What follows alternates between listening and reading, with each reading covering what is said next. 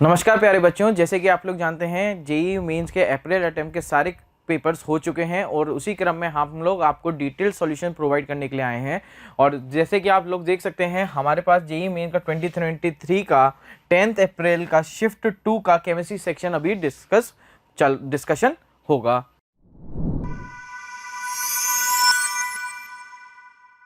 पहले क्वेश्चन है the correct relationships between unit cell edge length a and radius of sphere r for face centred and body centred cubic structure respectively are. तो हमारे पास क्या क्या दिया हुआ है, फेस सेंटर्ड और हमारे पास क्या दिया हुआ है, बॉडी सेंटर्ड, राइट। अब अपन इनके बीच में रिलेशनशिप देखते हैं। तो इनके बीच में जो रिलेशनशिप अपन देखते हैं दैट इज फेस सेंटर्ड के लिए होता है 4r is equal to √2a। Similarly BCC के लिए हमारे पास होता है 4r is equal to √3a। अगर अपन ये दोनों चीजें देखें तो बीसीसी में हमारे पास दो ऑप्शंस तो डायरेक्टली कैंसिल आउट हो रहे हैं, कौन से 1 और 3, और हमारे पास दो आंसर हो सकते हैं दैट इज 2 और 4। अब अपन देखते हैं एफसीसी में। एफसीसी में अपन लिख सकते हैं a is equal to 4r by √2। क्या हाँ या ना? अपन क्या कर रहे हैं, √2 से ऊपर भी मल्टीप्लाई कर रहे हैं, अपन √2 से नीचे भी मल्टीप्लाई कर रहे हैं। तो ये हमारे पास कितना हो जाएगा, 4√2r अपॉन 2। तो ये हमारे पास कितना हो जाएगा, a is equal to 2√2r। तो यह हमारे पास एफसीसी के लिए वैल्यू आ गई that is a is equal to √2r और उधर आ जाएगी बीसीसी के लिए 4r is equal to √3a। तो हमारे पास कौन सा ऑप्शन करेक्ट हो जाएगा, that is option number 4। Clear है? चलिए इसका अपन डिटेल सॉल्यूशन देख लेते हैं दैट इज एफसीसी और बीसीसी। यहाँ पे हमारे पास कितना है, √2a is equal to 4r, इधर √3 इक्वल टू 4r। सेम अपन ने रैशनलाइज किया इसको, √2 से नीचे मल्टीप्लाई किया और हमारे पास a की वैल्यू क्या आ गई, √2r और उधर आ गई √2a इक्वल टू 4r।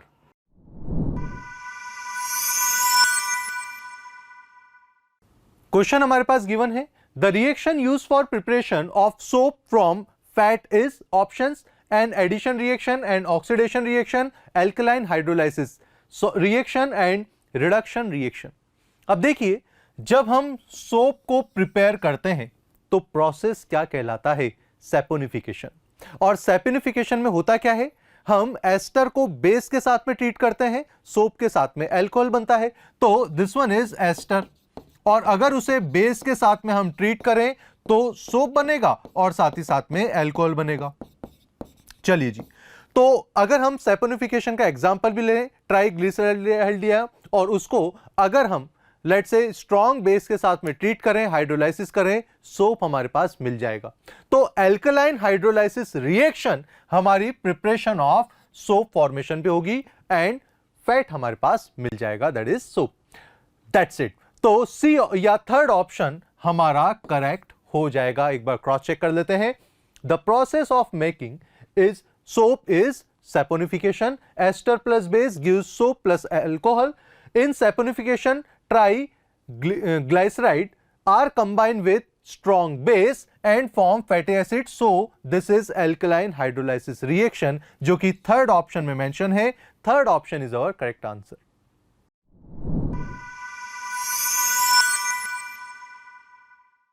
अपन को दो लिस्ट 1 में कुछ ऑप्शंस दे रखे हैं, लिस्ट 2 में कुछ ऑप्शंस देख रहे हैं और पूछा गया है कि कौन सा करेक्ट ऑप्शंस मैच हो रहे हैं। चलिए देखते हैं। एक ऑप्शन जो अपन को दिया हुआ है 16 ग्राम ऑफ CH4। अगर CH4 की बात करें तो अपन यहाँ से क्या देख सकते हैं कि इसका मॉलिक्यूलर मास अपन को मालूम है दैट इज कितना होता है, 16 होता है। अगर इसके मॉलिक्यूलर मास 16 होता है तो अपन से क्या पूछा गया है, वेट 28 ग्राम। तो हमारे पास ए ऑप्शन तो करेक्ट, लिस्ट 2 का ए ऑप्शन तो इनकरेक्ट है। सेकेंड ऑप्शन क्या है हमारे, देखिए वेट तो हो नहीं सकता क्योंकि वेट तो ऑलरेडी गिवन है, राइट। तो फर्स्ट और फोर्थ की बात करते हैं। अब हमारे पास क्या दिया हुआ है कि सेकेंड ऑप्शन दिया हुआ है 60.2 इंटू 10 की पावर 3 इलेक्ट्रॉन्स। इलेक्ट्रॉन्स की बात हो रही है। अपन जानते हैं एक CH4 के मॉलिक्यूल में हमारे पास कितने इलेक्ट्रॉन्स होते हैं, 10 इलेक्ट्रॉन्स होते हैं, हाँ या ना, 10 इलेक्ट्रॉन्स होते हैं। और कैसे 10 होते हैं, 6 तो अपन को मिलते हैं कार्बन पे, कार्बन के एक एटम पे, और हाइड्रोजन के यहाँ 4 एटम पे और एक एटम पे होते हैं 1 इलेक्ट्रॉन। तो यहाँ पे टोटल इलेक्ट्रॉन्स कितने हो जाएंगे, एक मॉलिक्यूल पे 10 इलेक्ट्रॉन्स हो जाएंगे। सिमिलरली सेकेंड बात करते हैं अपन क्या कि हमारे पास यहाँ पे मोल्स कितने हो रहे हैं। तो मोल्स कितने हो जाएंगे, 16/16 that is given mass by molecular mass. तो ये कितना आ जाएगा 1, एक मोल है।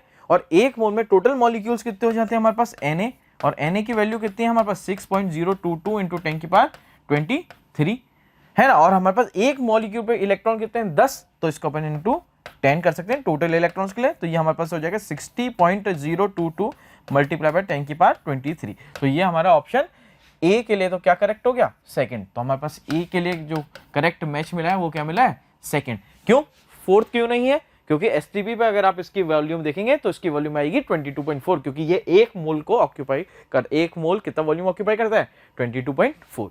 सिमिलरली सेकंड ऑप्शन देखते हैं, 1 gram of H2 gas, 1 gram of H2 gas है ना। अगर 1 ग्राम ऑफ H2 गैस की बात कर रहे हैं तो 1 ग्राम ऑफ H2 गैस पहले बात करें तो ये ऑप्शन तो हमारा क्या हो गया, इनकरेक्ट हो गया, इनकरेक्ट हो गया। सेकेंडली बात करो इतने इलेक्ट्रॉन, ये तो already taken up by the A option. Third बात करो फिर से वेट की बात है तो ये भी रॉन्ग हो गया। फोर्थ बात करो तो ये क्या है, occupies 11.4 liter volume at STP.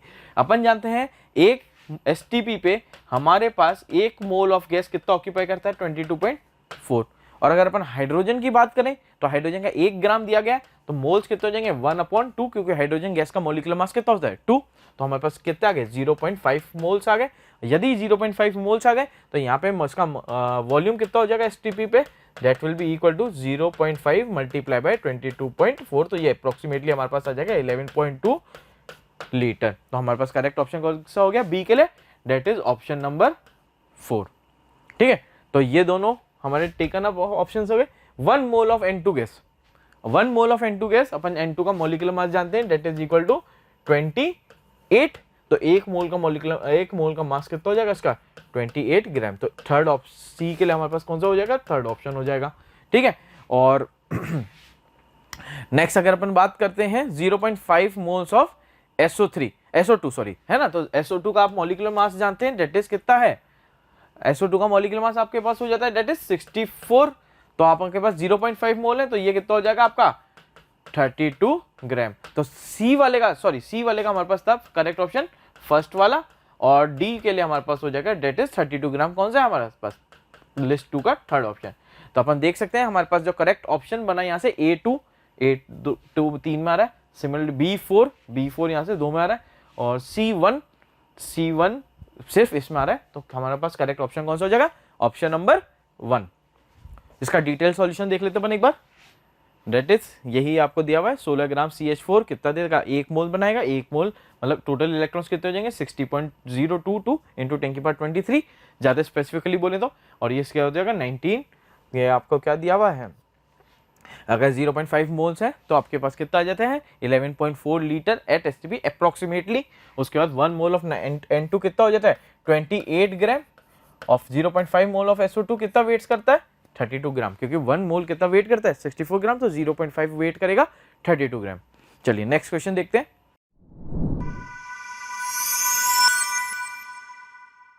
ये नेक्स्ट क्वेश्चन रहा अपना, the correct order of metallic character. ये वापस इनऑर्गेनिक एक पीरियोडिक टेबल का सिंपल सा क्वेश्चन है। ये इसमें क्वेश्चन है कि मेटालिक कैरेक्टर का अपने को ऑर्डर बताना है, करेक्ट ऑर्डर। ये देखो, ये अपने को रहा, ये रहा बेरिलियम, ये रहा मैग्नीशियम, और ये रहा मैग्नीशियम, ये कैल्शियम, और ये रहा पोटेशियम। ये देखो अपने को मेटालिक कैरेक्टर का ऑर्डर पूछा है। तो इसमें होता क्या है ना कि जब अपन टॉप टू बॉटम ग्रुप में अपन ऊपर से नीचे की ओर टॉप टू बॉटम जाते हैं, ग्रुप में जब अपन टॉप टू बॉटम जाते हैं ना तो मेटालिक कैरेक्टर इंक्रीज हो जाता है।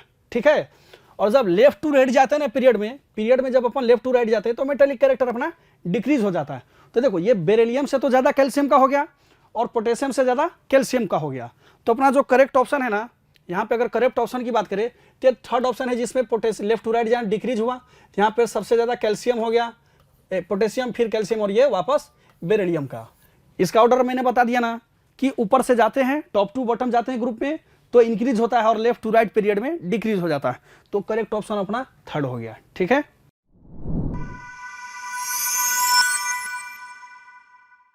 क्वेश्चन हमारे पास गिवन है, the correct order of acidity of the following hydroxyl compound is ABCDE।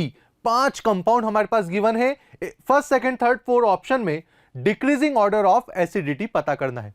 तो ऐसे क्वेश्चन में क्या करें, ऐसे क्वेश्चन में कंपाउंड को सबसे पहले रिस्पेक्टिवली कॉन्जुगेट बेस में कन्वर्ट करें और स्टेबिलिटी कॉन्जुगेट बेस की कंपैरिजन करें। उस कंपाउंड की एसिडिटी ज्यादा होगी जिस कंपाउंड के कॉन्जुगेट बेस की स्टेबिलिटी ज्यादा होगी। So acidity directly proportional to stability of respectively conjugate base. अब देखिए यहां पर हमारे पास रिंग के साथ में OH, that means phenol group attach है, अल्कोहल ग्रुप है। फिनॉल अल्कोहल में से फिनॉल का, क्योंकि फिनॉक्साइड आयन का नेगेटिव चार्ज रिंग के साथ में कॉन्जुगेशन में रहता है, तो फिनॉल के कॉन्जुगेट बेस ज्यादा स्टेबल होते हैं अल्कोहल से। अल्कोहल में कोई कॉन्जुगेशन तो नहीं होता, तो फिनॉल ज्यादा एसिडिक होता है अल्कोहल से। अच्छा जी, तो अगर हम बात करें अल्कोहल में भी A और B यहां पर मेंशन है, दोनों में जब कॉन्जुगेट बेस बनाएंगे तो स्टेबिलिटी देखें, A से हमें मिलेगा दैट इज CH3O-। चलिए जी, और B कंपाउंड से हमें कॉन्जुगेट बेस मिलेगा what, that is carbon CH3 CH3 CH3 and O-। ये आपका B से मिला। आप जानते हैं कि CH3 मिथाइल ग्रुप अपना प्लस आई इफेक्ट लगाएगा और प्लस आई इफेक्ट की वजह से हमारा कॉन्जुगेट बेस कम स्टेबल होगा। नंबर 1 बात। दूसरी बात अगर हम करें, इससे ज्यादा CDE की एसिडिटी होगी, फिनॉल है ऑब्वियसली।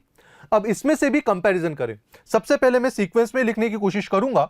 यहां पर अगर हम बात करें, लेट्स से D मेंशन कर देता हूं, और D का जो कॉन्जुगेट बेस बनेगा this one is O negative, and यहां पर आ गया आपका OCH3 जो कि प्लस एम इफेक्ट शो करेगा।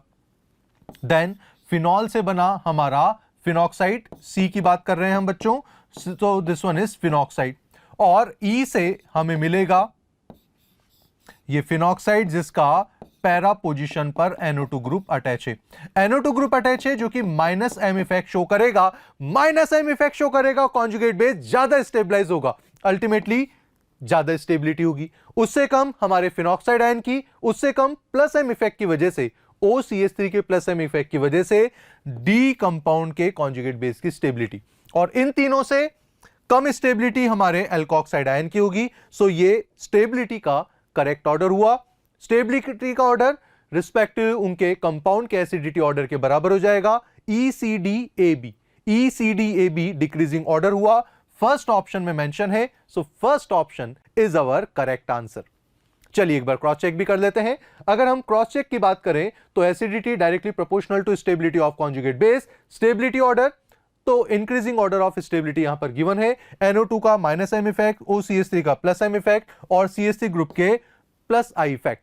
दैट्स इट, बाकी सब डिस्कशन हमें कर लिया है। फाइनल आंसर फर्स्ट होगा, first option is a correct answer.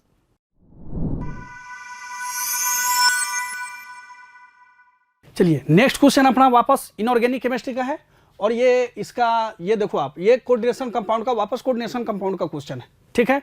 तो अब अपन इसमें देखते हैं कि करना क्या है, कैसे है। होता क्या है कि इसमें चलो ये पूछ रहा है ना कि ये list first match the column है, लिस्ट फर्स्ट का सेकंड से अपने को मैच करना है, और ये इसका ये हर एक कंपाउंड का ये जो भी 4 कंपाउंड दी मैंने इसका ये CFSC बोले तो क्रिस्टल फील्ड स्टेबलाइजेशन एनर्जी वापस ये अपने से पूछ रहा है कि किसका क्रिस्टल फील्ड ऑर्गेनाइजेशन का और एनर्जी है, और उसको मैच करना है करेक्ट ऑप्शन को। तो देखो अपने को यहाँ पे करना क्या है कि यहाँ पर देखिए, यहाँ पे ये H2O है, लिगेंड यहाँ पे H2O है, सारे में चारों में लिगेंड अपना कैसा है H2O है, और ये H2O कैसा है वीक फील्ड लिगेंड है। मतलब चारों कंपाउंड में ये चार कंपाउंड है ना, 4 टाइटेनियम, वैनेडियम, मैंगनीज और आयरन, इन चारों केस में लिगेंड कैसा अपना वीक है। मतलब ये तो कंफर्म है ना कि वीक फील्ड लिगेंड है, तो ये पेयरिंग नहीं करा पाएगा, ठीक है, पेयरिंग नहीं करा पाएगा। तो यहाँ देखो टाइटेनियम यहाँ पर +2 ऑक्सीडेशन स्टेट में है, यहाँ पर वैनेडियम भी +2 में है, मैंगनीज +3 ऑक्सीडेशन स्टेट में है, और आयरन +3 ऑक्सीडेशन स्टेट में। देखो +2 का मतलब यहाँ पर ऑक्सीडेशन 3D2, इसमें D में 2 इलेक्ट्रॉन बचे। ये वैनेडियम +2 का मतलब हो गया यहाँ पर D में 3 इलेक्ट्रॉन बच गए, ठीक है। यहाँ मैंगनीज 3 का मतलब हो गया यहाँ पे D में 4 इलेक्ट्रॉन बच गए, और ये आयरन +3 का मतलब यहाँ पर D में 5 इलेक्ट्रॉन बच गए। तो देखो पेयरिंग तो किसी का होना नहीं है, चूंकि अपना लिगेंड कैसा है वीक फील्ड लिगेंड है, जो पेयरिंग करा ही नहीं सकता। तो चलो अपन बात करें D2 का, तो D2 का जब अपन इलेक्ट्रॉन निकालते हैं ना वापस क्रिस्टल फील्ड स्टेबलाइजेशन एनर्जी में, क्रिस्टल फील्ड स्टेबलाइजेशन एनर्जी का जो फॉर्मूला होता है ना, वो अपन D ऑर्बिटल का, ये जो D ऑर्बिटल है, D में 5 ऑर्बिटल होते हैं, 2 3 4 5, D में 5 ऑर्बिटल होते हैं, इसको अपन स्प्लिट करते हैं क्रिस्टल फील्ड के अनुसार अकॉर्डिंग टू क्रिस्टल फील्ड। तो ये अपना 3 पार्ट में ये रहा, एक तो ये T2G के फॉर्म में टूटेगा, और ये एक EG में टूटता है। ये 5 ऑर्बिटल को 3 और 2 के फॉर्म में T2G लोअर एनर्जी वाला है, और EG क्या है हायर एनर्जी वाला है। तो T2G में 3 ऑर्बिटल और EG में 2 ऑर्बिटल। तो अपन जब इसका CFS निकालते हैं तो देखो D2 में 2 इलेक्ट्रॉन केवल और केवल T2 में है, तो -0.4 इंटू 2 -0.8 वैल्यू आ जाएगा T2 + 2 का। अपन बात करें वैनेडियम +3 का, तो यहाँ पर ये +3 आ गया, तो यहाँ पर 0.6 में एक्चुअली Eg में तो इलेक्ट्रॉन जा ही नहीं रहा है ना, तो यहाँ पर ये 3 है, तो ये क्या हो जाएगा -0.4 इंटू 3, ये -1.2 वैल्यू आ गया। ठीक है, ये इसका कितना आ गया वैल्यू, ये इसका अगर अपन बात करें टाइटेनियम वाले का तो ये -0.2, इसका आ गया -1.2। अब अगर बात करें मैग्नीज +3 का 3d4, तो देखो 1 2 3 तो अपन इलेक्ट्रॉन इसमें भर दिया, चौथा इलेक्ट्रॉन इसमें चला गया, चूंकि ऊपर इसलिए गया ना चूंकि यहाँ पर ये पेयरिंग करा ही नहीं सकता है, अपना लिगेंड कैसा है, वीक है, तो पेयरिंग करा नहीं पाएगा। तो चलो माइनस ये कितना हो गया -0.4 इंटू 3, तो -0.4 इंटू 3 ये 1.2, और ये इसमें कितना हो गया 0.6 इंटू 1.6, तो ये माइनस इसका वैल्यू कितना आ गया -0.6। अब ये लास्ट वाले बचे 3d5, तो आप देखो 3d5 में 1 2 3 इलेक्ट्रॉन यहाँ चला गया, 4 और 5, तो -0.4 में 3 इलेक्ट्रॉन, तो -0.4 इंटू 3 हो गया ये -1.2, और ये 0.6 में 2 इलेक्ट्रॉन चला गया, 0.6 में 2 इलेक्ट्रॉन चला गया Eg में, तो इसका हो गया 1.2, ये प्लस का 1.2, ये माइनस का 1.2, तो ये कैंसिल हो गया, तो ये कितना हो गया 0। तो यहाँ पर अगर बात करें इसका जो क्वेश्चन ये जो पूछा हुआ है, इसका कहना था कि मैच को लिस्ट करने के लिए, तो देखो टाइटेनियम +2 का अपने को पहला का कितना आया था -0.8, दूसरे वाले का क्या आया था -0.6, ये -1.2, ये 0। तो इसके अनुसार जो अपन ने डाटा जो निकाला है, तो अपना जो यहाँ पर ऑप्शन है ना, वो फर्स्ट ऑप्शन मैच कर रहा है, A का 4, ठीक है, तो ये फर्स्ट ऑप्शन अपना आंसर हो जाएगा। डाटा अपन ने निकाल लिया, तो इनको आपको मैच करा करके देख लेना, आंसर आ गया। ठीक है, okay.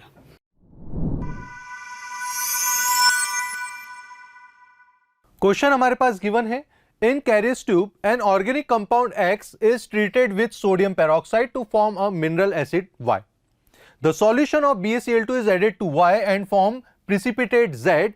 Z is used for the quantitative estimation of an extra element. X यहां पर क्या होगा? ऑप्शन है क्लोरोजाइनोल, मिथ्योनिन, न्यूक्लियोटाइड एंड साइटोसिन। क्या पता लग रहा है आपको? यहां पर कैरियस ट्यूब है। अल्टीमेटली कैरियस ट्यूब किसके लिए यूज होती है?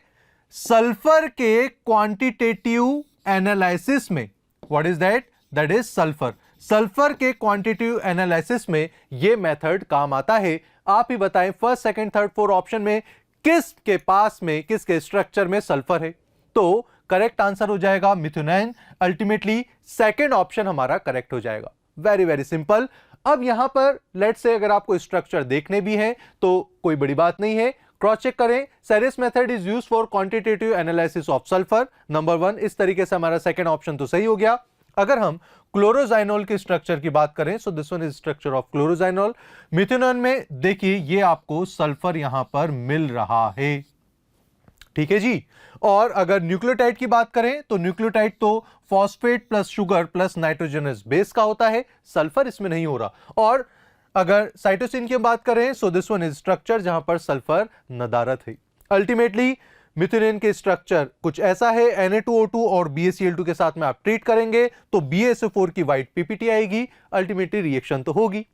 करेक्ट आंसर क्या हुआ? जी हां, second option is our correct answer.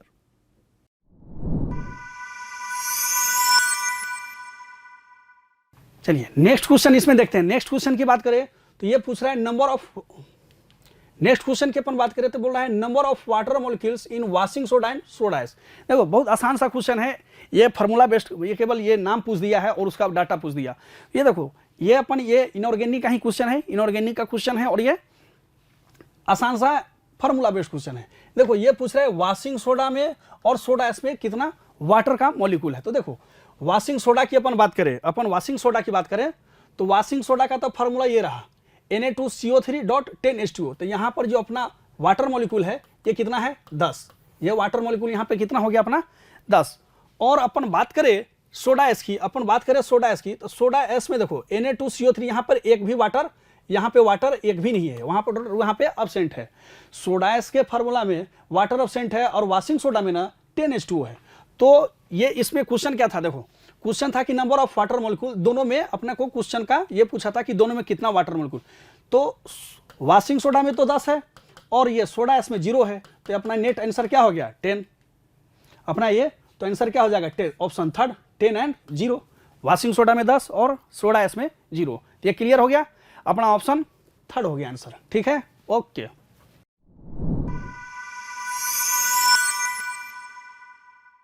चलिए नेक्स्ट क्वेश्चन फिर देखते हैं अपन। ये नेक्स्ट क्वेश्चन अपना यहां पे रहा, गिव्स फ्री एनर्जी और formation of oxide is given below. इसका ये देखिए, ये मेटलर्जी का क्वेश्चन हुआ, ठीक है, मेटलर्जी के एलिंगम डायग्राम से क्वेश्चन है। अपने को इसमें करना क्या है और एक्चुअली होता क्या है यहाँ पे, ये क्वेश्चन पूछ रहा है। ये तो जैसे में इसमें क्या करना है, देखो जितना ये डेल्टा जी निगेटिव होगा ना उतना रिएक्शन स्पॉन्टेनियस हो जाएगा। ठीक है, अब ये अपने को बोल रहा है कि जो टेम्परेचर गिवन है, ठीक है, ये अपना टेम्परेचर का एक्सिस रहा और ये अपना डेल्टा जी निगेटिव का एक्सिस रहा। तो डेल्टा जी देखो ऊपर से नीचे की ओर ये ज्यादा होता जा रहा है, मतलब जितना ये रहेगा स्पॉन्टेनियस होगा। अब इस डाटा से अपन बात करें, इसका कहना है ऑप्शन देखे कि 600 डिग्री सेल्सियस पर, चारों में देखो अब टेम्परेचर अपने को फिक्स कर दिया कि ये 600 डिग्री सेल्सियस पर कौन सा प्रोसेस होगा। तो देखो 600 डिग्री सेल्सियस मतलब अपने को ये 600, ये 600 रहा, तो 600 टेम्परेचर पर कौन सा है रिएक्शन जो पॉसिबल है।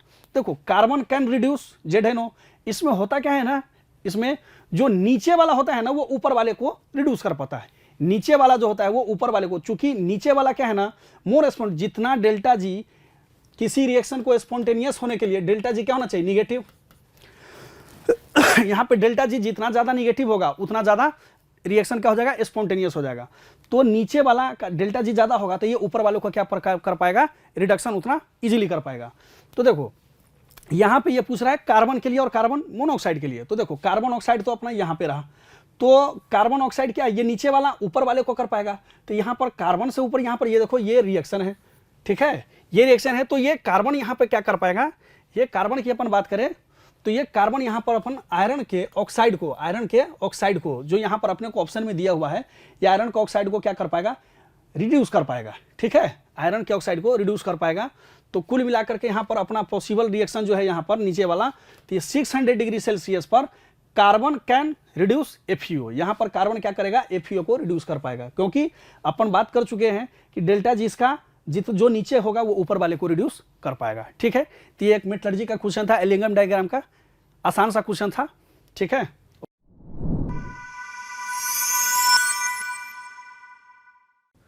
क्वेश्चन हमारे पास गिवन है, Buna S can be represent as. तो first second third fourth option में बूना एस का करेक्ट स्ट्रक्चर हमें पता करना है। बूना एस बनता किससे, ब्यूटाडाइन और स्टाइरिन से। सो ब्यूटाडाइन की अगर हम बात करें, so this one is CH2 double bond CH single bond CH double bond CH2 के n मोल। जब स्टाइरिन क्या होगा, रिंग के साथ में यहां पर CH डबल बॉन्ड CH2 के n मोल। अगर इसका पॉलीमराइजेशन हम करेंगे, अल्टीमेटली हमारे पास बूना N मिल जाएगा या बूना S मिल जाएगा। This one is CH2 carbon then double bond carbon then single bond carbon, और उससे अटैच होगा ये carbon then CH2 and this one is C6H5। ये आपका CH2 and like n times ये हो जाएगा। सो थोड़ा सा प्रॉपर वे में लिखें, सो इसको कुछ ऐसे लिख देते हैं। दैट्स इट, कार्बन की बची वैलेंसीज पर हाइड्रोजन हो जाएंगे, that is not a big deal. So ultimately इस स्ट्रक्चर को आपको क्रॉस चेक करना है first second third fourth option में। सो एक ही डबल बॉन्ड होगा, थर्ड ऑप्शन गलत है, डबल बॉन्ड हमारे रिंग के पास में नहीं होगा, और this one is also wrong. Second option में करेक्ट बूना एस का स्ट्रक्चर है, so this one is buna S. That's it, right, okay. So ultimately अगर क्रॉस चेक भी करें सेकेंड ऑप्शन को, तो ब्यूटाडाइन स्टाइरिन के साथ में ट्रीट होके बूना एस बनाएगा। करेक्ट आंसर क्या हुआ, second option is our correct answer.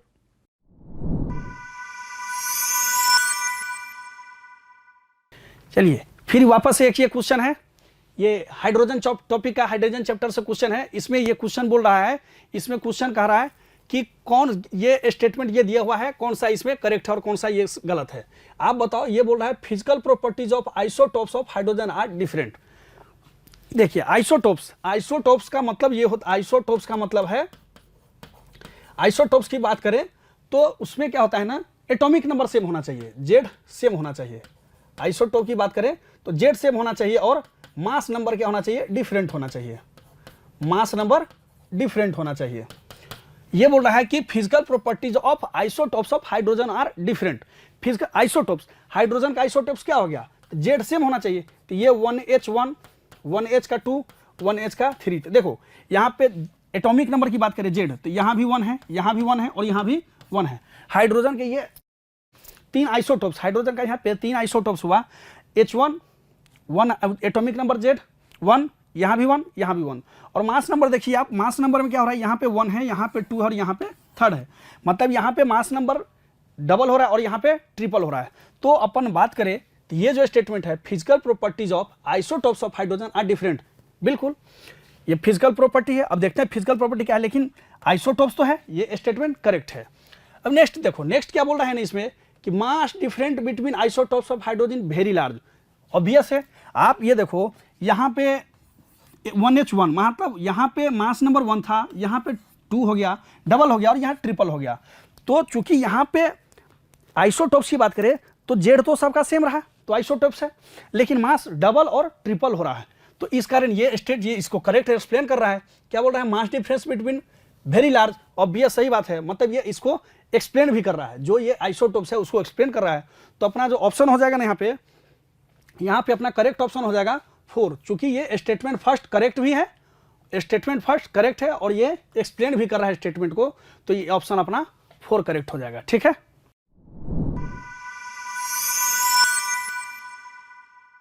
देखिए एक नेक्स्ट क्वेश्चन की बात अपन करें तो देखो, correct order of number of unpaired electron in the given complex.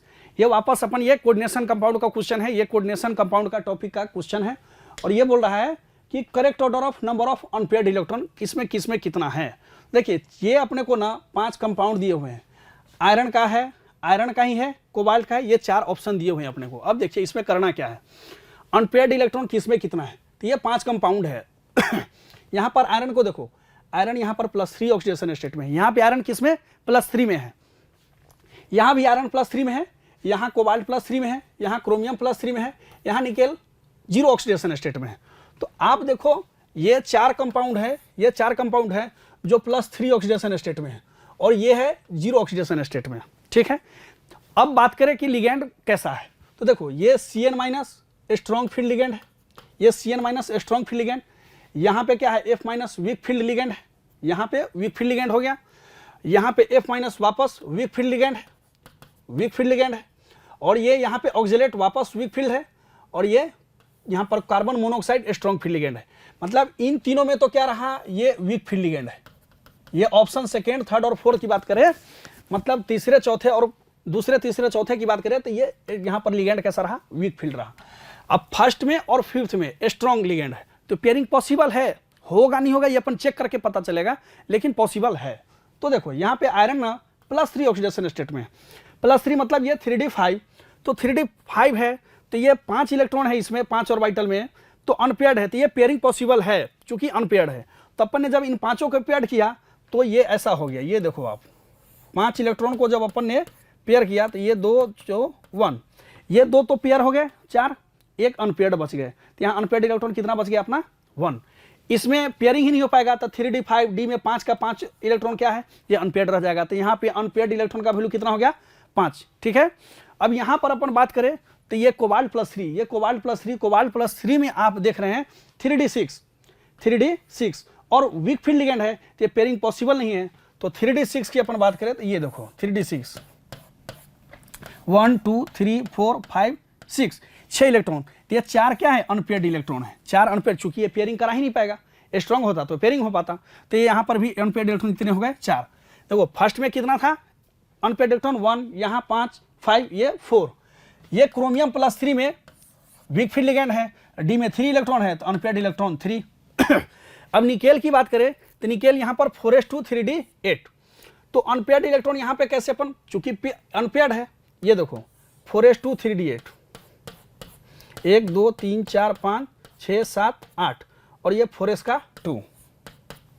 तो देखो अपन को यहाँ पर कोऑर्डिनेशन नंबर 4 है, कोऑर्डिनेशन नंबर 4 है, तो अपन को एक ही पेयर कराना है। अपन को एक पेयर कराने से इसका चूंकि फील्ड क्या है स्ट्रॉन्ग फील्ड लिगेंड है, यहाँ लिगेंड कैसा है स्ट्रॉन्ग फील्ड लिगेंड, तो ये पेयरिंग करा दिया अपन ने, तो यहाँ पे अनपेयर्ड इलेक्ट्रॉन क्या हो गया, यहाँ पे अनपेयर्ड इलेक्ट्रॉन क्या हो गया 0, यहाँ पे अनपेड इलेक्ट्रॉन क्या हो गया, 0 हो गया।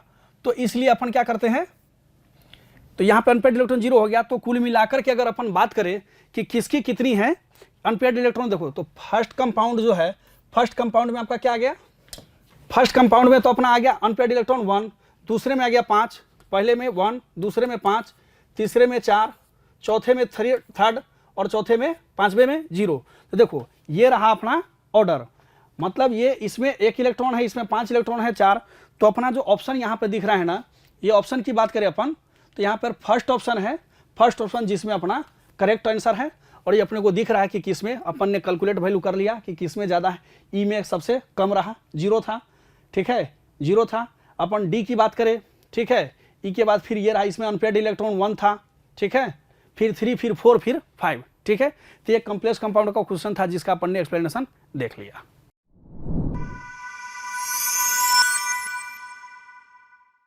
क्वेश्चन हमारे पास गिवन है, the decreasing order of hydride affinity for the following carbocations is ABCD 4 carbocations हमारे पास गिवन है। First, second, third, fourth option में decreasing order of hydride affinity पता करना है। अब देखिए decreasing order of hydride affinity हमारे कार्बोकैटायन की स्टेबिलिटी के इनवर्सली प्रोपोर्शनल होगा। So order of hydride affinity यहां पर लिख देते हैं, हाइड्राइड एफिनिटी इनवर्सली प्रोपोर्शनल है, वेल यहां पर inversely proportional stability of carbocation की, ठीक है जी। अब कार्बोकैटायन की स्टेबिलिटी देख लेते हैं, उससे रिवर्स ऑर्डर हमारा हाइड्राइड एफिनिटी का हो जाएगा। चलिए जी, यहां पर ABCD ऑप्शन में अगर हम देखें तो सबसे ज्यादा तो डी ऑप्शन में कार्बोकैटायन दिख ही रहा है, डांसिंग रेजोनेंस ही कर रहा है। So this one is dancing resonance, okay जी। उसके बाद में अगर हम देखें तो बी ऑप्शन में जो कार्बोकैटायन है 3 फिनाइल रिंग के साथ में वेल कॉन्जुगेशन में है, तो यहां पर स्टेबिलिटी ऑर्डर लिख लेता हूं मैं, स्टेबिलिटी ऑफ कार्बोकैटायन डी की सबसे ज्यादा होगी ये कार्बोकैटायन, और यहां पर well this 3 cyclopropyl like that. उसके बाद में आपकी बी की लग रही है जो कि कार्बोकैटायन के साथ में 3C6H5 है, तो ये रिंग के साथ में कॉन्जुगेशन में रहेगा, isn't it? So this one is 3 rings. उसके बाद में क्या, उसके बाद में अगर हम देखें तो यहां पर ये carbocation well although 3 degree carbocation है, लेकिन ये कार्बोकैटायन एलाइलिक कार्बोकैटायन है, ज्यादा स्टेबलाइज होगा। क्यों? क्योंकि कॉन्जुगेशन शो कर रहा है। सो इसके बाद में ए कार्बोकैटायन की स्टेबिलिटी आएगी और सबसे कम सी कार्बोकैटायन की स्टेबिलिटी आएगी। Decreasing order of stability that means increasing order of hydride affinity. तो अल्टीमेटली अगर हमें डिक्रीजिंग ऑर्डर चाहिए, सो इसका करेक्ट ऑर्डर क्या हो जाएगा, C then A then B then D, CABD correct order हो जाएगा, CABD फोर्थ ऑप्शन में हमारे पास मेंशन है। So fourth option is our correct answer. एक बार वापस वेरीफाई कर लें। सो अगर हम वापस देखें, stability of carbocation inversely proportional two hydride affinity. So this one is all 4 carbocation जिनका डिक्रीजिंग ऑर्डर गिवन है, उससे रिवर्स ऑर्डर हमारा हाइड्राइड एफिनिटी का हो जाएगा। Ultimately fourth option is our correct answer.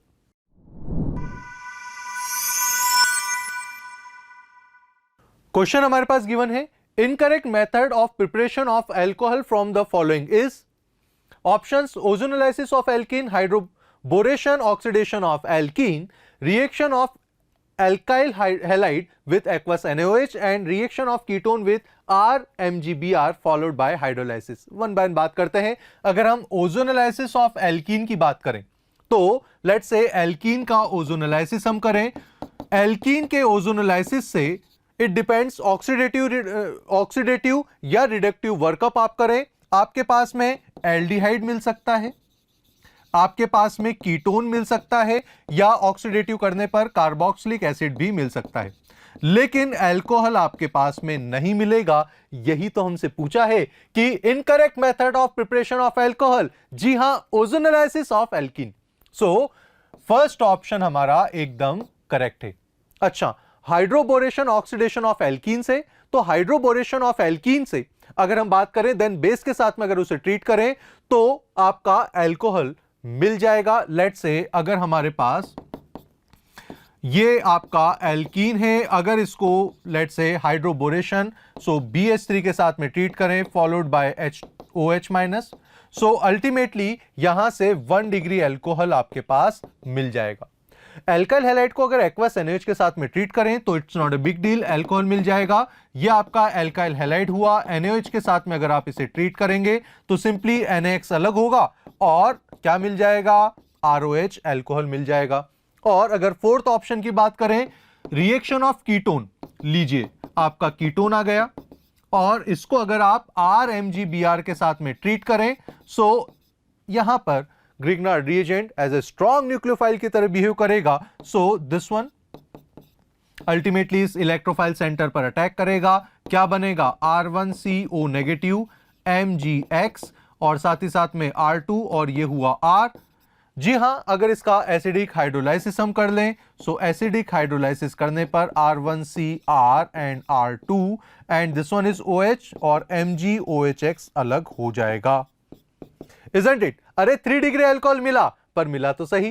तो सेकंड, थर्ड, फोर्थ से हमें अल्कोहल मिल रहा है, ओजोनोलाइसिस ऑफ एल्कीन से हमें अल्कोहल नहीं मिल रहा। First option is our correct answer. Okay जी, एक बार देख भी लेते हैं। ओजोनोलाइसिस ऑफ एल्कीन से यहां पर कीटोन मिल सकता है, एल्डिहाइड मिल सकता है या कार्बोक्सिलिक एसिड मिल सकता है, इट डिपेंड्स। ऑक्सीडेटिव या रिडक्टिव वर्कअप है पर अल्कोहल नहीं मिलेगा।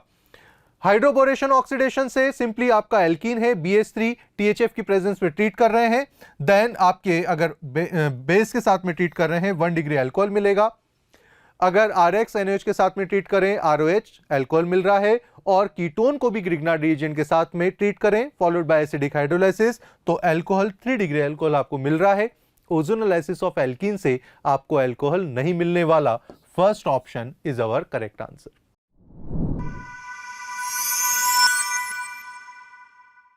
क्वेश्चन हमारे पास गिवन है, in the reaction given below reactant है LiAlH4 के साथ में ट्रीट किया गया है followed by acidic hydrolysis. X product हमें first, second, third, fourth option में पता करना है। आइए वन बाय वन बात करते हैं।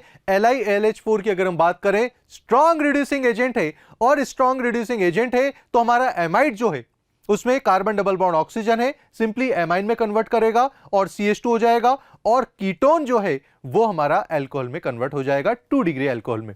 चलिए जी, प्रोडक्ट बनाने की कोशिश करते हैं। So this one should be our product.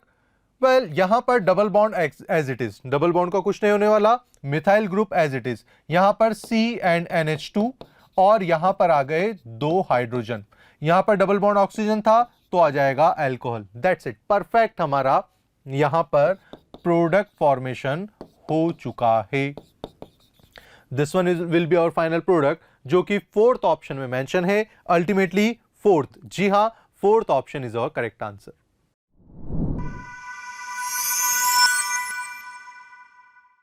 चलिए नेक्स्ट क्वेश्चन देखते हैं। नेक्स्ट क्वेश्चन क्या कर रहा है कि energy required to form Mg+2 from Mg is much higher than that of Mg+1। ठीक है, देखते हैं अपन क्या ऑप्शन क्या कर रहा है, मतलब ये ऑप्शन करेक्ट है इनकरेक्ट है, देखते हैं अपन। दूसरा ऑप्शन बोल रहा है ना Mg+2 is small ion and carry more charge than Mg+। ठीक है, अपन देखते हैं अपने को यहाँ पे करना क्या है। देखो Mg से अपने को क्या हो रहा है ना, ये Mg+1 बना। अपन जब Mg से Mg+1 कब बनता है, जब ये एक इलेक्ट्रॉन अपन ने लूजली मोस्ट इलेक्ट्रॉन से एक इलेक्ट्रॉन अपन ने निकाल दिया था, ये +1 में बन गया और फिर सेकेंड अपन इलेक्ट्रॉन निकालते हैं टॉप ये, तो अपने को क्या बन गया +2 में। तो आप देखो ये आयनाइजेशन एनर्जी फर्स्ट और ये आयनाइजेशन एनर्जी सेकेंड। अगर टोटल बात करें तो आयनाइजेशन दोनों आयनाइजेशन एनर्जी का सम हो गया। मतलब Mg से Mg+2 में अगर जा रहे हैं अपन ने गए तो क्या होगा, ये IE1 + IE2 दोनों का सम हो गया। तो आप देखो Mg से Mg+1 गए, Mg+2 गए, तो यहां पर जो फॉर्मेशन हो रहा है ना, तो ऑब्वियस सी बात है, एक Mg से Mg+1 में जाएंगे तो थोड़ी कम एनर्जी लगेगी, लेकिन फिर वापस +2 में जाएंगे तो थोड़ा ज्यादा एनर्जी लगेगा, मोर एनर्जी की रिक्वायर्ड होगी। तो स्टेटमेंट तो ये अगर बात करें अपन तो स्टेटमेंट से है कि एनर्जी Mg+2 के बनाने में ज्यादा एनर्जी की रिक्वायरमेंट है कंपेरिजन टू +1। अब नेक्स्ट ऑप्शन क्या है, रीजन इसका क्या है कि Mg+2 is a small ion, obvious बात है कि जितना ज़्यादा पॉजिटिव चार्ज होगा उतना क्या होगा, उसका साइज कमता जाएगा, और जितना ज़्यादा एनायन होगा, निगेटिव होगा, तो वो क्या हो जाएगा, उतना साइज उसका बढ़ जाएगा। स्मॉल आयन है, ये सही स्टेटमेंट है। Mg+2 is an carry more charge, obvious बात है कि एक्चुअल क्या होता है ना, Mg से Mg+2 में यहाँ पे ज़्यादा हो जाता है। और ये जेड इफेक्टिव की अगर बात करें ना आयनाइजेशन एनर्जी से, तो जेड इफेक्टिव की बात करें तो ये Mg रहा, Mg+1 रहा, और ये Mg+2। तो अपन जेड इफेक्टिव की अगर बात करें तो जेड इफेक्टिव आयनाइजेशन एनर्जी पे क्या होता है, डायरेक्टली डिपेंड करता है। और जेड इफेक्टिव जितना ज़्यादा पॉजिटिव चार्ज होगा, जितना ज़्यादा पॉजिटिव चार्ज या पॉजिटिव ऑक्सीडेशन स्टेट होगा, उतना ज़्यादा जेड इफेक्टिव बढ़ जाएगा। और जेड इफेक्टिव बढ़ेगा तो अपना आयनाइजेशन एनर्जी बढ़ जाएगा। तो ये क्या हुआ, अल्टीमेटली अपना स्टेटमेंट क्या होगा, करेक्ट एक्सप्लेन कर रहा है इसको कि मैग्नीशियम का क्या है, Mg+2 बनाने में Mg+1 के कंपेरिजन ज़्यादा एनर्जी की रिक्वायरमेंट होती है। ठीक है, ओके। तो ये इसका सॉल्यूशन रहा, ये आप देख लो आप। ठीक है, okay.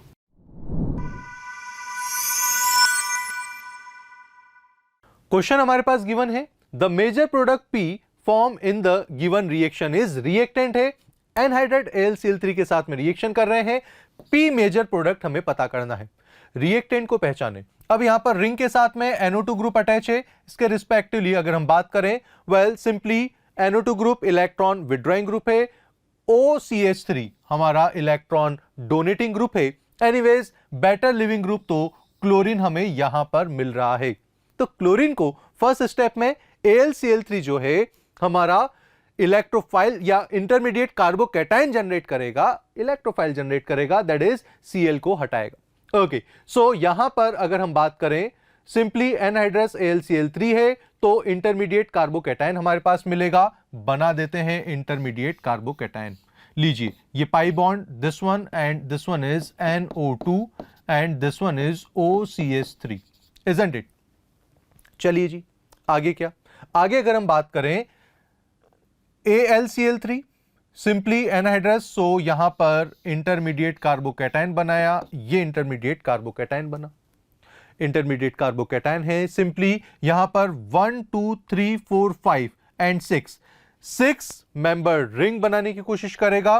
So this pi electron will attack on this carbocation, rearrangement होगा, राइट। सो यहां पर नंबरिंग में कर देता हूं, let's say 1 2 3 4 5 and let's say 6 यहां पर दे रहा हूं, एंड इसको मैं 7 दे रहा हूं। ध्यान रखिए ये 1 आपका let's say 2 dash 3 dash 4 dash और 5 डैश रहा, क्योंकि ये कहीं पे भी काम नहीं आ रहा। तो यहां पर अगर मैं प्रॉपर कंपाउंड बनाने की कोशिश करूं, ये आपका OCH3, ठीक है भैया, ये आपका NO2, ठीक है। So this one is what, this one is 2 dash 3 dash 4 dash और 5 डैश, ये आपका 1 है, और 1 के साथ में 2 3 4 एंड 5, अगेन ये 6 से जाके मिल जाएगा लाइक दिस, ओके जी। और आपका 5 के ये 1 2 3 4 एंड 5 पे एक मिथाइल ग्रुप 7 भी अटैच है, ओके जी। सो सिंपली यहां पर कार्बोकैटायन हो जाएगा हाइड्राइड। नेक्स्ट स्टेप में सिंपली प्रोटॉन का रिमूवल होगा और प्रोडक्ट हमारे पास मिल जाएगा दिस वन, एंड यहां पर वापस रिंग का फॉर्मेशन हो जाएगा। ये आपका हुआ NO2 ग्रुप, ये आपका OCH3 ग्रुप, और ये रिंग का फॉर्मेशन लाइक दैट, और फाइनल प्रोडक्ट आपके पास मिल चुका है। दैट्स इट बच्चों, सिंपल सी रिएक्शन है, इतनी कोई कठिन नहीं, बस इंटरमीडिएट कार्बोकैटायन बनाना है। लीजिए first second third fourth option की अगर हम बात करें, ऑल्दो फाइनल प्रोडक्ट तो हमें फर्स्ट में ही मिल रहा है, तो first option is our correct answer. That's it. और यहां पर ध्यान रखना, शुरू में बोल चुका हूं NO2 इलेक्ट्रॉन विड्रॉइंग ग्रुप है और CH3O इलेक्ट्रॉन डोनेटिंग ग्रुप है, तो उसकी वजह से आगे रिएक्शन नहीं होने वाली। That's it. तो first option is our correct answer.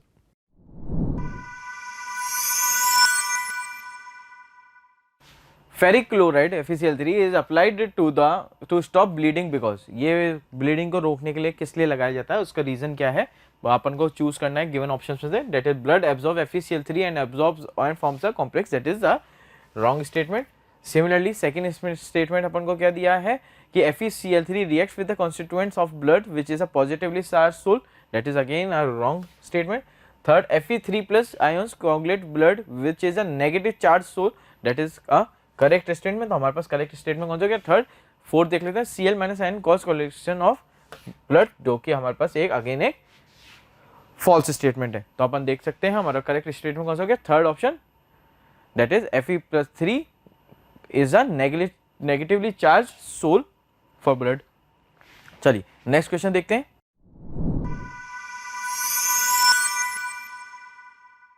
Question हमारे पास गिवन है, the delicate balance of carbon dioxide and oxygen is not disturb by options burning of coal, deforestation, burning of petroleum and respiration. Okay fine. देखिए बच्चों, यहां पर पूछा है कि कार्बन डाइऑक्साइड और O2 किसकी वजह से बैलेंस रहते हैं, डिस्टर्ब नहीं होते। अच्छा जी, बर्निंग ऑफ कोल से तो कार्बन डाइऑक्साइड ज्यादा बनती है, ऑक्सीजन कम होती है, और ऑब्वियसली ये तो पॉल्यूशन भी करता है, तो बैलेंस तो यहां पर कार्बन डाइऑक्साइड ऑक्सीजन हो नहीं रहा। डिफॉरेस्टेशन से तो उल्टा होता है, अरे पेड़ पौधे ही कम होंगे तो ऑक्सीजन नहीं बढ़ेगी। पेड़ पौधे क्या करते हैं, लेट्स से कोई फोटोसिंथेसिस प्रोसेस आप जानते हैं। फोटोसिंथेसिस प्रोसेस में क्या होता है कि हमारे पास कोई लेट्स से पेड़ पौधा है, प्लांट है, तो वो ऑक्सीजन तो एक्सेप्ट, या ऑक्सीजन हमारी कार्बन डाइऑक्साइड तो एक्सेप्ट करती है और ऑक्सीजन देती है। तो एनवायरनमेंट पे इस रेस्पिरेशन प्रोसेस की वजह से हमारा carbon dioxide and oxygen balance रहता है। एनीवेज, बर्निंग ऑफ पेट्रोलियम से भी कार्बन डाइऑक्साइड ज्यादा बनता है। बैलेंस करना है तो रेस्पिरेशन ये मेथड है जिससे कि delicate balance of CO2 and O2 होता है। That's it. The balance of CO2 and oxygen in atmosphere is mainly maintained by the oxygen release and carbon dioxide consumed during photosynthesis by plant. So, fourth option, जी हाँ, fourth option is our correct answer.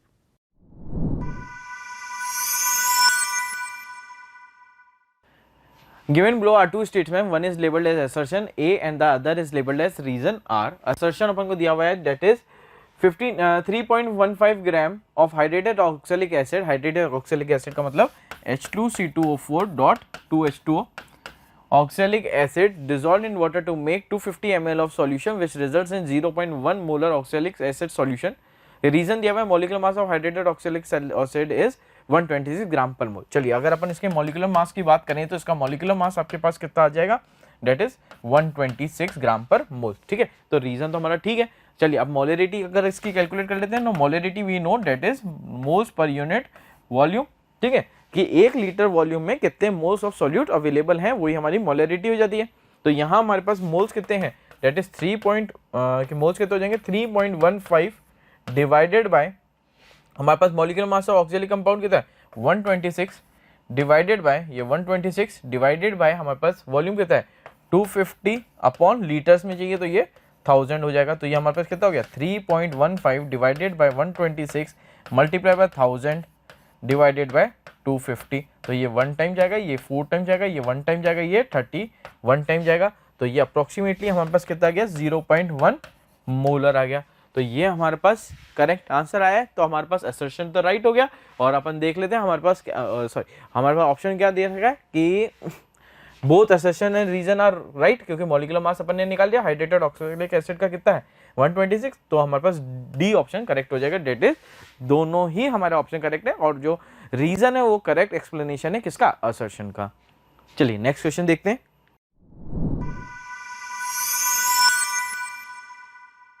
चलिए next question की बात करें तो next question में क्या है, number of molecules following which contain 2 lone pair. ये देखिए ये अपने पास ये ऑप्शन है, ये कुछ ऑप्शन है।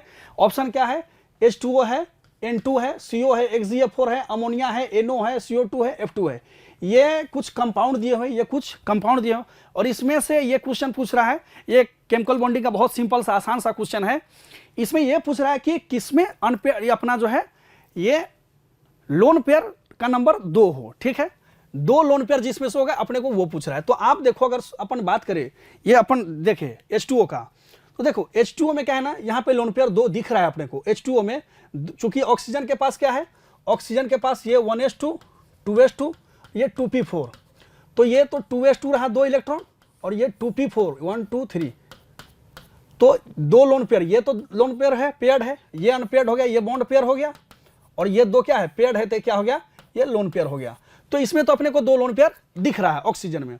नाइट्रोजन N2N2 की बात करें, देखो नाइट्रोजन के बीच में ना ट्रिपल बॉन्ड बनता है, नाइट्रोजन के बीच में ट्रिपल बॉन्ड बनता है। चूंकि नाइट्रोजन के पास ना 3 वैलेंस इलेक्ट्रॉन है, नाइट्रोजन के पास वैलेंस इलेक्ट्रॉन में 3 अनपेयर्ड है और एक पेयर्ड है। तो जो पेयर्ड है वो क्या हो गया, तो चूंकि 2 नाइट्रोजन है तो इसके पास एक एक लोन पेयर भी की बात करें तो ये 2 लोन पेयर हो जाएगा यहाँ पे।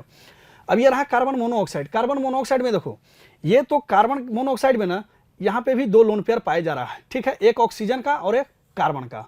तो यहाँ पर ये भी क्या हो गया, 2 लोन पेयर पाया जाएगा। अब जेनॉन फ्लोराइड XeF4, XeF4 में भी क्या है, जेनॉन क्या है, 8 इलेक्ट्रॉन है बैलेंस में, तो 8 बॉन्ड बना सकता है। लेकिन यहाँ पर XeF4 बोल रहा है, XeF4 बोल रहा है, तो 4 तो बॉन्ड बना गया, 4 बॉन्ड पेयर बच गया, वापस इसके बैलेंस इलेक्ट्रॉन 4 बच रहे हैं। तो 4 इलेक्ट्रॉन से कितने बचे, 2 लोन पेयर बच गए। तो ये इसका भी, जेनॉन फ्लोराइड का भी क्या हो गया, 2 हो गया। तो अब हम बात करें अमोनिया में, तो अमोनिया तो 3 बॉन्ड बना लिया, हाइड्रोजन से 3 बॉन्ड बना लिया, तो 1 लोन पेयर बचा। ये गलत है, गलत इन द सेंस कि अपने को 2 के लिए पूछा है कि जिसमें 2 लोन पेयर हो, तो इसमें तो 1 हुआ, तो ये अपना ऑप्शन गलत हो गया, गलत, करेक्ट नहीं है। यहाँ पर NO की बात करें तो NO में यहाँ पे 3 इलेक्ट्रॉन पाया जा रहा है, ठीक है, चूंकि नाइट्रोजन और ऑक्सीजन की डिस्कस अपन कर चुके हैं। तो यहाँ पर अपन जो कंपाउंड दिया हुआ है ना, उसमें अगर डिस्कस करें कि किसमें अपने को लोन पेयर 2 है, तो देखो H2A में 2 लोन पेयर पाया गया, N2 में 2 पाया गया, कार्बन मोनोऑक्साइड में भी 2 पाया गया, XeO4 में भी 2 पाया गया। तो अपन अगर ऑप्शन की बात करें ना इसमें, तो अपने को 4 आंसर होगा, अपने को आंसर यहाँ पे क्या हो जाएगा, 4 आंसर हो जाएगा। ये H2O, N2, CO और XeF4 में 2 लोन पेयर पाए जाएंगे, ठीक है, okay.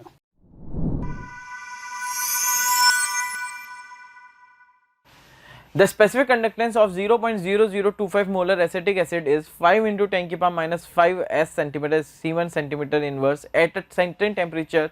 The dissociation constant of acetic acid is, अपन को देना है 10 की power minus 7 में आंसर देना है और नियरेस्ट इंटीजर में देना है। Consider limiting molar conductivity of CH3 as acetic acid S 400 C1 centimetre square पर मोल इनवर्स, ठीक है। तो अपन देखते हैं मोलर कंडक्टिविटी का हमारे पास फॉर्मूला क्या होता है, क्योंकि मोलर कंडक्टिविटी ही अपन को कैलकुलेट करनी है। तो ये that is equal to K by C multiply by 1000।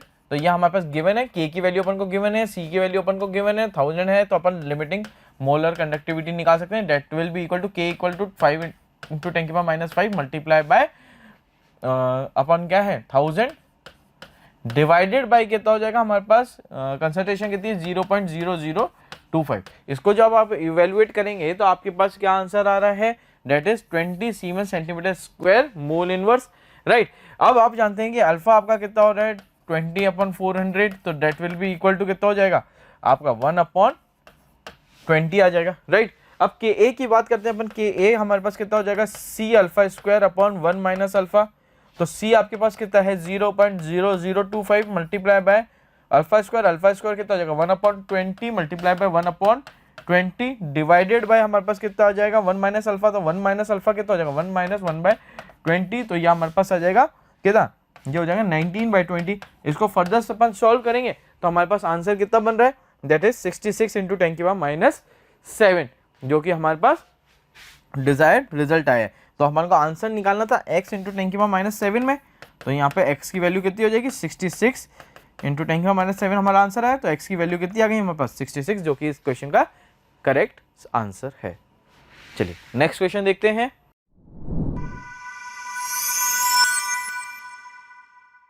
That is, an aqueous solution of volume 300 centimeter cube contains 0.63 gram of protein. The osmotic pressure of the solution at 300 Kelvin is 1.29. Osmotic pressure, that is the value of pi दे रखी है इन्होंने 1.29, और pi equal to होता है हमारा पास pi equal to CRT, right. अब हमारे पास क्या है, the molar mass of the protein is, the molar mass of the protein is पूछा गया। अपन जानते हैं pi इक्वल टू कितना होता है CRT, way see the concentration. तो अपन बात कर लेते हैं पाई बराबर कितना हो जाएगा, कंसंट्रेशन होता है मोलरिटी, तो मोलरिटी हो जाती है N/V इंटू RT।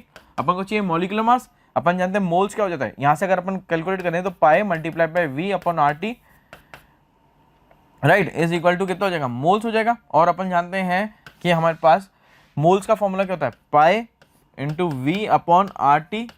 ये हमारे पास कितना हो जाएगा ना given mass by molecular mass, आपके पास गिवन मास भी है यहाँ पे, डेट इज 0.63 है ना, तो यहाँ आपके पास क्या हो जाएगा, pi multiply by volume multiply by sorry, अब मॉलिकुलर मास निकालना है आपको, that will be equal to आपके किसका हो जाएगा, molecular mass is equal to given mass multiply by R multiply by T divided by pi multiply by V, right. चलिए, ये तो हमारे पास जो डिजायर्ड जो अपन को डेटा था उसके अकॉर्डिंगली अपन ने मॉलिक्यूलर मास का फॉर्मूला लगा दिया। अब एक बार अपन कैलकुलेशन देख लेते हैं कि इसकी कैलकुलेशन किस हिसाब से होगी डिटेल सॉल्यूशन में। तो हमारे पास क्या है, pi is equal to C R T, pi equal to C R T equal to क्या हो जाएगा, pi equal to n by V into R T. अब एन का वैल्यू कितना हो जाएगा, डब्ल्यू बाई मॉलिक्यूलर मास, तो molecular mass equal to W R T upon pi into V. अब अपन ने सारी वैल्यूज यहाँ पे पुट कर दी, आर की वैल्यू 0.0821 होती है तो अपन ने 0.08 ले ली, अपॉन मॉलिक्यूलर मास निकल जाएगा इससे, तो मॉलिक्यूलर मास हमारा आ रहा है 40535 ग्राम पर मोल। तो यही हमारा क्या है करेक्ट आंसर।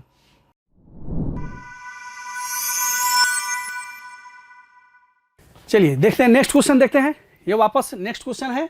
ये नेक्स्ट क्वेश्चन में कर रहा है कि ऑक्सीडेशन स्टेट ऑफ जेनॉन, ये जेनॉन का ऑक्सीडेशन स्टेट पूछ रहा है between oxidise product of xenon formed in complete hydrolysis. Xenon का, अब ये देखो यहाँ पर XgF4 का हाइड्रोलाइसिस करा रहा है, ये हाइड्रोलाइसिस का क्वेश्चन है, आसान सा क्वेश्चन है।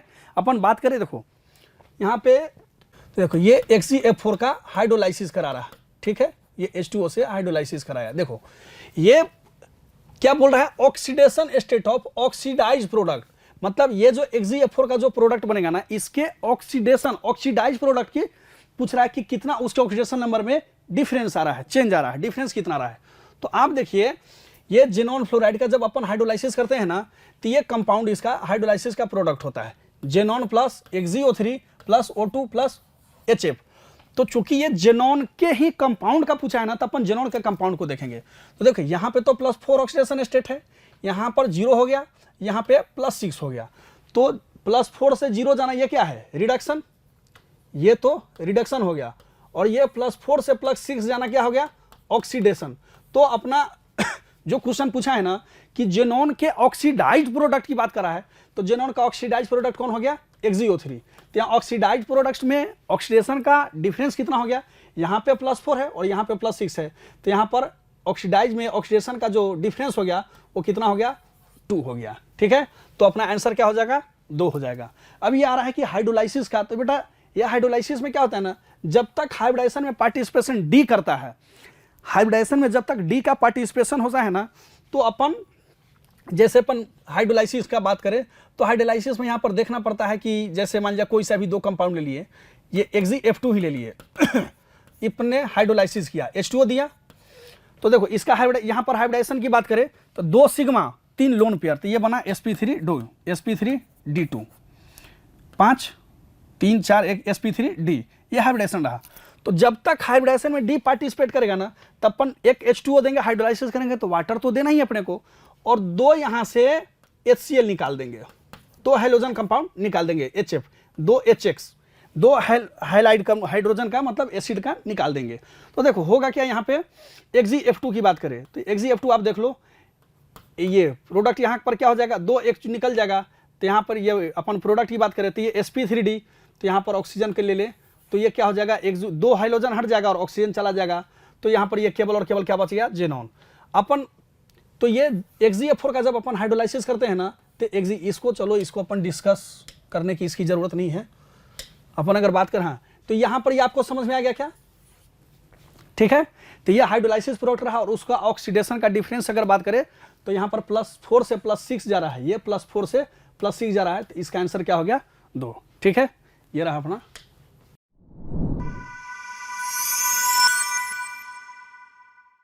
The number of endothermic processes from the following is, अपन को 5 प्रोसेस दी गए हैं, उसमें से पूछा गया है कि हम इन 5 में से एंडोथर्मिक प्रोसेसेस कौन कौन से होंगे।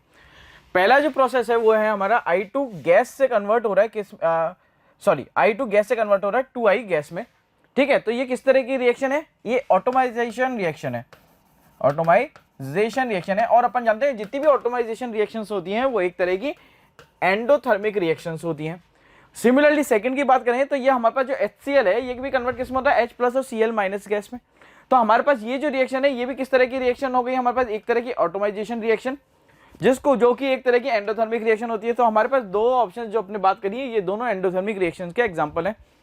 सिमिलरली थर्ड रिएक्शन की बात करते हैं जहां पे H2O लिक्विड किस में कन्वर्ट हो रहा है, H2O गैस में, जो कि एक तरह की वेपोराइजेशन रिएक्शन हो गई कि हमारे पास लिक्विड किस में कन्वर्ट हो रहा है, गैस में। तो ये हमारे पास वेपोराइजेशन रिएक्शन, और जितनी भी वेपोराइजेशन रिएक्शंस होती हैं वो भी हमारे पास हमारी एक तरह की एंडोथर्मिक रिएक्शंस होती हैं। सिमिलरली बाद में ये भी हमारी एंडोथर्मिक रिएक्शंस हो गई। अब डी वाले की बात करें, डी हमारे पास है कार्बन का अपन क्या कर रहे हैं, O2 के साथ रिएक्शन करके CO2 गैस बना रहे हैं, जो कि एक तरह के कंबशन रिएक्शन है। O2 के साथ रिएक्शन कर रहा है तो एक कैसी है हमारे पास, कंबशन रिएक्शन है। और कंबशन रिएक्शन किस तरह की रिएक्शंस होती है, एक्सोथर्मिक रिएक्शंस। कंबशन रिएक्शन किस तरह की रिएक्शंस होती हैं, एक्सोथर्मिक रिएक्शंस, राइट। तो ये भी हमारे पास क्या हो गया, ये हमारे पास एक्सोथर्मिक हो गया, तो ये एंडोथर्मिक नहीं है और हमसे पूछा गया एंडोथर्मिक प्रोसेसेस, राइट। नेक्स्ट बात करते हैं dissolution of ammonium chloride in water. Dissolution of ammonium chloride in water भी एक तरह की हमारे पास एंडोथर्मिक रिएक्शंस होती हैं। तो टोटल हमारे पास जो इन 5 प्रोसेसेस में जो एंडोथर्मिक प्रोसेस हैं वो कितने हैं, 4। तो हमारा करेक्ट आंसर इस क्वेश्चन के लिए हो जाएगा 4। चलिए इसका एक डिटेल सॉल्यूशन अपन देख लेते हैं। डेट इज ए जो ऑप्शन था वो हमारे पास एटोमाइजेशन रिएक्शन जो कि एंडोथर्मिक होता है। सिमिलरली बी हमारे पास एटोमाइजेशन रिएक्शन थी जो भी एंडोथर्मिक होती है। सिमिलरली सी हमारे पास वेपोराइजेशन था जो H2O लिक्विड से किस में कन्वर्ट हो रहा था, H2O गैस में, जो कि हमारे पास एंडोथर्मिक प्रोसेस होता है। फोर्थ हमारे पास क्या था, कार्बन सॉलिड ऑक्सीजन के साथ रिएक्ट करके कंबशन रिएक्शन था। और हमारे पास ये किस तरह की रिएक्शंस होती है, एक्सोथर्मिक। लास्ट हमारे पास था dissolution of ammonium chloride in water, तो ये हमारे पास क्या, एंडोथर्मिक। तो हमारे पास टोटल प्रोसेसेस कितने हो गए जो एंडोथर्मिक है, that is 4।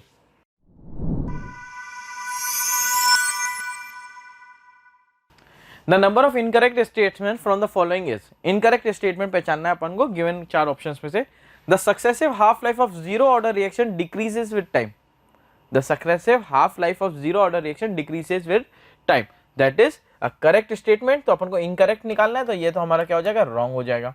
A substance appearing as reactant in the chemical equation may not affect the rate of reaction। अपन जानते हैं रेट ऑफ रिएक्शन अफेक्ट ही किससे करते हैं, रिएक्टेंट की कंसंट्रेशन से या रिएक्टेंट के चेंजिंग कंसंट्रेशन से। तो ये हमारे पास करेक्ट ऑप्शन हो जाएगा, तो ये भी हमारे लिए रॉन्ग हो गया। Order and molecularity of a chemical reaction can be a fractional number. अपन जानते हैं मॉलिक्यूलरिटी कभी भी फ्रैक्शनल नहीं हो सकती, तो ये हमारा इनकरेक्ट स्टेटमेंट है, तो ये हमारा करेक्ट हो जाएगा। The rate constant units of zero and second order reaction are, जो कि फिर से करेक्ट स्टेटमेंट है। क्यों, क्योंकि अपन अगर यूनिट की बात करते हैं तो यूनिट इज इक्वल टू हमारे पास कितना हो जाता है, मोल पर लीटर की पावर 1 माइनस n और सेकंड इनवर्स। तो यहां से अपन देख सकते हैं हमारा डी ऑप्शन भी क्या आ रहा है, करेक्ट है। तो ये हमारे लिए इनकरेक्ट ऑप्शन चुनना है, तो ये भी रॉन्ग हो जाएगा। ठीक है, तो एक बार इसका डिटेल्ड सॉल्यूशन अपन देख लेते हैं। देखिए टी हाफ हमारे पास कितना, a नॉट बाय 2 के, तो concentration decreases every half life decreases, जैसे हाफ लाइफ डिक्रीज हो जाएगा। It was not a rate of reaction, तो ये भी ठीक है। अब zero order reaction is unit यही होती है, तो ये भी करेक्ट। तो हमारा इनकरेक्ट कौन सा हो गया, सिर्फ और सिर्फ ऑप्शन डी। तो हमारा करेक्ट आंसर क्या हो जाएगा, और सिर्फ एक इंटीग्रल वैल्यू, 1 इंटीग्रल वैल्यू।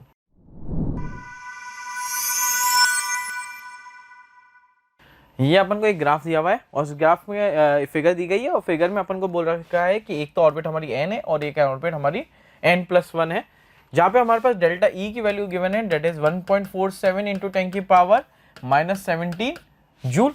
अपन से बोला गया है the electron in the nth orbit of Li+2 is excited to n+1 orbit using the radiation energy of 1.47 into 10 की पावर -17 जूल। ठीक है, as shown in the diagram the value of n is, और अपन को RH की value दे रखी है, date is 2.18 into 10 की पावर -18 जूल लेनी है। अपन जानते हैं डेल्टा ई का फॉर्मूला हमारे लिए क्या होता है, date is RH Z² 1/n1² minus 1/n2 का स्क्वायर, जहाँ पे n1 हमारे पास है n और n2 हमारे पास है n+1। तो अपन को रिडबर्ग का फॉर्मूला यहाँ लगाना है, RH की वैल्यू गिवन है, n1 और n2 अपन को कैलकुलेट करने हैं। लिथियम आयन है तो Z की वैल्यू कितनी हो जाएगी, 3 हो जाएगी। डेल्टा ई की वैल्यू गिवन ही है। चलिए डिटेल सॉल्यूशन में एक बार इसकी कैलकुलेशन देख लेते हैं। यही है हमारे पास, डेल्टा ई की वैल्यू इन्होंने पुट कर दी, RH की वैल्यू ऑलरेडी क्वेश्चन में गिवन है। Z Li के लिए Z की वैल्यू कितनी होती है, 3, तो Z² है तो ये कितनी हो जाएगी, 9 हो जाएगी, अपॉन 1/n² माइनस 1/n1 का होल स्क्वायर। अपन सब सॉल्व किया तब हमारे पास n की वैल्यू कितनी आ गई, नियरेस्ट इंटीजर में 1। तो इस क्वेश्चन का करेक्ट आंसर है इंटीग्रल वैल्यू 1। तो चलिए नेक्स्ट क्वेश्चन देखते हैं।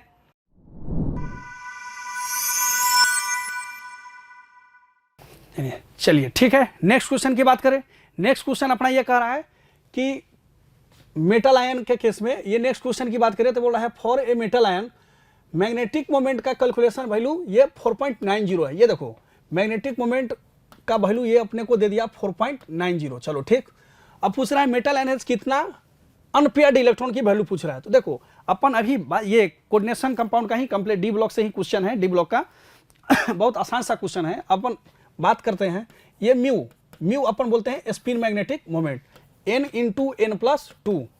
ये होता क्या है ना, ये n क्या है यहाँ पर नंबर ऑफ अनपेयर्ड इलेक्ट्रॉन, ये n क्या है अनपेयर्ड इलेक्ट्रॉन को बताता है। अनपेयर्ड इलेक्ट्रॉन जितना अपन जब यहाँ पर वैल्यू कैलकुलेट करते हैं ना म्यू का वैल्यू, जितना अनपेयर्ड इलेक्ट्रॉन होगा, मान लीजिए अनपेयर्ड इलेक्ट्रॉन 1 है, अनपेयर्ड इलेक्ट्रॉन 2 है, अनपेयर्ड इलेक्ट्रॉन 3 है, तो जितना अनपेयर्ड इलेक्ट्रॉन होगा ना उसके पॉइंट में आंसर आएगा, उसमें म्यू का वैल्यू क्या आएगा उसके पॉइंट में। जैसे अपन बात करें 1 का वैल्यू पुट करते हैं, तो देखो ये 1 का वैल्यू हमने पुट किया 1 + 2, तो 2 1 क्या हो गया 2 और 1 3, 3 × 1 3, √3, और 3 का √3 का वैल्यू क्या आता है 1.732। मतलब 1 अपन अनपेयर्ड इलेक्ट्रॉन 1 रखा, अनपेयर्ड इलेक्ट्रॉन 1 रखा, तो अपना म्यू का वैल्यू कितना गया 1.72। इसी प्रकार 2 रखेंगे ना यहाँ पे n का वैल्यू, तो 2 पॉइंट कुछ आंसर आएगा। 3 रखेंगे तो 3 पॉइंट कुछ आएगा। तो यहाँ पर म्यू का वैल्यू 4.90 है ना, तो इसलिए कंफर्म हो गया कि यहाँ पर अनपेयर्ड इलेक्ट्रॉन का वैल्यू कितना है 4 है। ठीक है, ओके। तो यहाँ से ये क्वेश्चन सॉल्व हो गया कि म्यू का वैल्यू 4.90 है, तो यहाँ पर इसमें अनपेयर्ड इलेक्ट्रॉन का वैल्यू कितना हो जाएगा 4 ही आंसर आ जाएगा। ठीक है,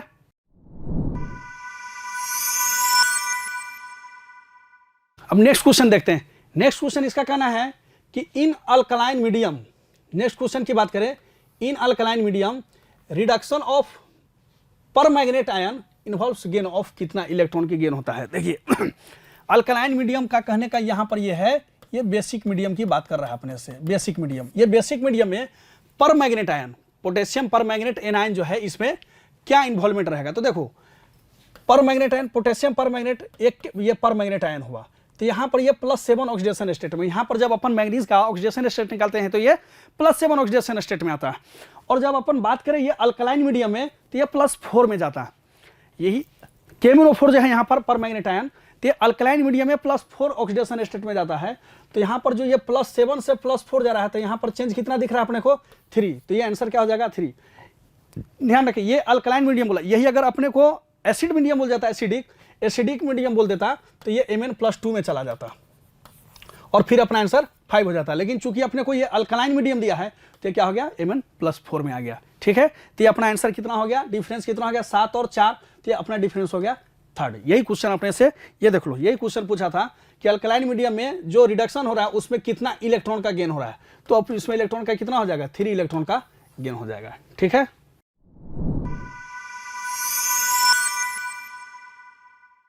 अपन को एक इक्वेशन दी गई है, दैट इज ए गैस जो अपन को दे रही है 2b + c। ठीक, for the given reaction if the initial pressure is 450 mmHg and the pressure at time t is 720 mmHg at a constant temperature T and constant volume V, the fraction of A decomposed under these conditions is x into 10⁻⁻1. The value of x is, the value of x पूछ रहा है। तो यहाँ अपन देख सकते हैं हमारे पास equation क्या है, A गैस जो अपन को दे रही है 2b gas plus of c gas दिया हुआ है। ठीक है, अपन को दिया हुआ है t = 0 पे जो इनिशियल प्रेशर है वो कितना है 450 mg। ठीक है, कुछ टाइम गुजर जाएगा तो ये कितना हो जाएगा 450 - x और ये कितना हो जाएगा 2x और ये हो जाएगा x। सिमिलरली कुछ और टाइम चले जाएगा, टाइम t अपन को pt अपन को गिवन है कितना 720, तो 720 will be equal to 450 - x + 2x plus of x। तो यहाँ से हमारे पास कितना हो जाएगा, x से x कैंसिल आउट हो जाएगा, यहाँ से 450 माइनस करेंगे इसमें से तो 0 और ये 12 - 7 और ये आपके पास कितना हो जाएगा 270, ये आ जाएगा 2x। तो यहाँ से x बराबर कितना आ जाएगा आपका 135 हो जाएगा। ठीक है, the fraction of Ag decompose under these conditions is इतना। तो ये चीज अपन निकाल ही सकते हैं। अब अपन अल्फा की बात कर लेते हैं, डिटेल सॉल्यूशन में देख लेते हैं कैसा आंसर आएगा। तो x की वैल्यू आ गई हमारे पास कितनी 135। तो अब देखते हैं, ये हमारे पास x की वैल्यू आ चुकी है 135। ठीक है, तो फ्रैक्शन ऑफ A डिकम्पोज कितना हो गया 135 डिवाइडेड बाय 450 ठीक है, इसको अगर अपन सॉल्व करते हैं तो हमारे पास कितना हो जाएगा, ये हमारे पास जा रहा है कितना 45 से डिवाइड करते हैं इसको 3 टाइम्स और ये 10 टाइम्स, तो ये आ गया हमारे पास 0.3। तो इसको अपन लिख सकते हैं 3 इंटू 10 की पावर -1। तो हमारे पास करेक्ट ऑप्शन क्या आ जाएगा, 10 की पावर -1 में चाहिए था 3 की वैल्यू, तो हमारे पास करेक्ट ऑप्शन हो गया दैट इज 3, इंटीग्रल वैल्यू 3। आशा करता हूं हमारे टॉप एजुकेटर का यह लेक्चर आपको पसंद आया होगा। अगर पसंद आया है तो वीडियो को लाइक करिए, चैनल को सब्सक्राइब करिए और शेयर भी करिए, क्योंकि ज्ञान बांटने से बढ़ता है और सही बताऊं तो पुण्य भी मिलता है। मुझे सुनने के लिए बहुत बहुत धन्यवाद। Thank you.